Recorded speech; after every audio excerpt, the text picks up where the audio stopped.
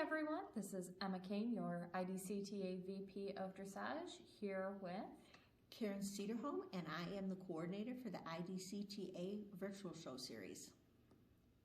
We're here today to talk about the online show guidelines. You can find these posted on our IDCTA website, and they are under virtual shows. What this is a step-by-step guideline of what you need to know to make your video. So the first thing that we wanted to address is the arena that can be used for our virtual shows. We ask that you use arenas that are close to regulation size as possible. We understand that everybody does not have perfect regulation arenas to use, but we do ask that the letters are set appropriately and can be viewed by the judge. Cones with large letters on them and poles on the ground to delineate the corners are acceptable. There is a link on this also that is from Dressage Today where you can visit to see the measurements. Arenas may be slightly smaller than what is on that. A 60-foot by 120 or 140 indoor arena is acceptable for the USDF intro and training level as well as WDAA intro and basic level tests. Be sure to measure the corner letters accurately from the actual corner of the arena and center B and E. Intro and basic for traditional, intro and basic from Western as well as green as grass through training for traditional dressage may use a 20 by 40 meter arena. First level through Grand Prix for traditional and Western dressage levels 1 through 4 must use a 20 by 60 or something that is close to it, and all freestyles must use a 20 by 60 as well. Emma, I'm having a lot of questions of people calling me asking, my arena isn't quite perfect. One of the things I've been saying is it doesn't have to be perfect for a virtual show. If there isn't room for you to stand outside the wall at C where you need to video from, because all video must be done from C, just stand flat against the wall and let the horse come a few feet in front of you. We're asking for these arenas to be as close as possible, but they don't have to be perfect. And the reason for them to be a little bit smaller rather than larger is that is what the judges have asked us for. Okay. And the next consideration is that videos must be unedited from start to finish. When you make your video, you're going to start by holding up a sign that says your name, the horse's name, all that pertinent information. You're going to hold up that sign. It needs to be done for a nice period of time. Then you're going to ride your test. Then your person filming you is going to walk around the horse, or the horse is going to come to the videographer and show both sides. We're going to look at, we want to see your spurs, we want to see the sides of the horse, and then a continual video. We want to see the full tack check. So from the start of you showing the piece of paper with your test until your tack check is completed needs to be one unedited video. And the video must be videoed in a landscape orientation. And please video from C only. And when we say C, we mean C. We don't mean 2 feet away from C. We don't mean 3 feet away from C.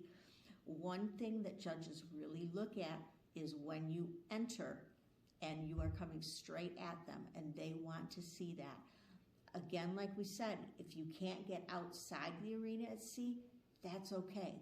Stand with your back to the wall and video the best you can. Before the test begins, as Karen had mentioned before a little bit, a sign for each show and class, including the date that it is filmed, must be videoed for at least 5 seconds. Remove the sign just before the ride begins. The videographer can hold the sign and then move back behind the camera, or hold the sign in front of the camera at arm's length so the entire sign can be seen.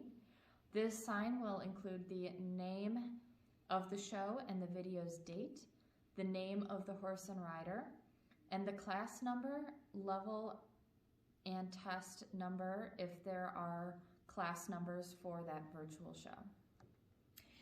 The next thing to think about is you must keep the horse in the frame at all times. Pay close attention to the near corners. Sometimes the horse gets a little big in your frame. We ask that you not do a lot of zooming. If the horse is at the far end of the arena, yes, you may zoom some. But remember, the judge wants to see the whole width of that arena. And make sure that the letters are visible in frame as well. The judges need to be able to see the placement and your geometry so that they can judge you accurately. And again, we've already talked about this, but as soon as the test is finished, the camera must slowly circle the horse and rider, showing the equipment and attire. This will include the spurs, a whip if it is used. Zoom in an image to show where the rider's heel touches the horse. Again, we're looking, this is just like a tack check at a recognized show. So all those things that are checked by the ring steward, now your cameraman is your ring steward. So following the equipment check, the rider will dismount and show that 2 fingers can fit under the cavesson and the flash attachment if a flash is used. Then the bit will be dropped to be evaluated. If you are using a double bridle, hold the bridle not to obscure the curb strap and the curb chain. WDAA exceptional riders are exempt from dropping the bit requirement.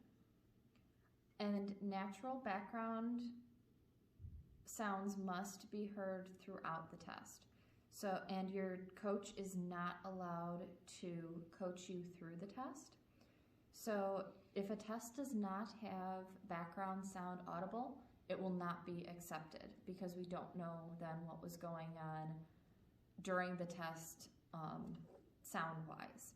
If you are riding a freestyle, the freestyle music must be in the background where you can still hear the background music also. It cannot be virtually added afterwards. Another reminder is that no horse may be ridden more than once in any class. You're welcome to ride as many horses as you would like in a class, but each rider-horse combination may only be ridden once per class. And the test may also be called. So just as if you were at a schooling show or a recognized show, you may have a reader for your test. And one thing to remind all of our riders is that you cannot use video from a previous show. This has to be a unique test for this show only. Some things that we have had brought to our attention are that no jumps if you are not riding a pre-caprilli test. So if your arena typically has jumps set up or barrels or poles or whatever your barn does, we ask that you please remove them prior to the test so that you can accurately ride your test. And for your entry, you will receive a confirmation email that has a link to be able to submit your tests. So please watch out for that, and that is how you will be able to submit your test once it is completed and uploaded to YouTube. Emma, for our IDCTA shows specifically, that link is going to come from Virtual Horse Show, and it is going to come immediately when you pay for the show. And it is a small link at the bottom of that. If you don't get that, feel free to contact someone at IDCTA and we can have that sent to you.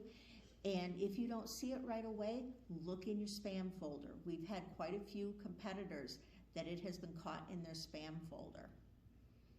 Yes, and if you have any questions, please feel free to reach out to myself. I answer Facebook messages pretty regularly. And my email information is on the IDCTA website. Feel free to reach out to me that way. And I'd also encourage you, at the bottom of this online show guides, there is a link to a Western dressage test that was videoed and done very, very well. And if you are having some questions, just watch that, and that gives you a great example to follow. So just have fun, and we look forward to seeing your videos.